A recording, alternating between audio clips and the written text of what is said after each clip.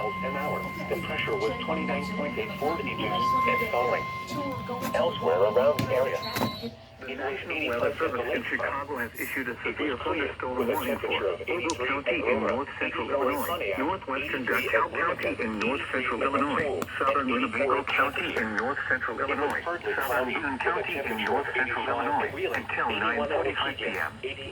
At 8:24 p.m., severe thunderstorms were located along a line extending from Belvedere to near Byron to near Polo, moving east at 35 miles per hour. Hazard, 60 miles per hour wind gusts and quarter-size hail. Source, radar indicated. Impact, hail damage to vehicles is expected. Expect wind damage to roofs, siding, and trees.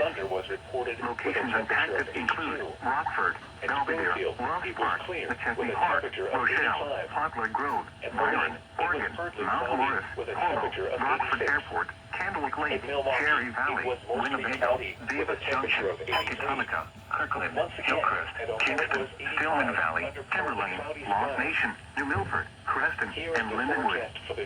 For your protection, move to an interior room on the lowest floor of the building. Severe thunderstorm watch 534 in effect until 1 a.m. tonight. Showers.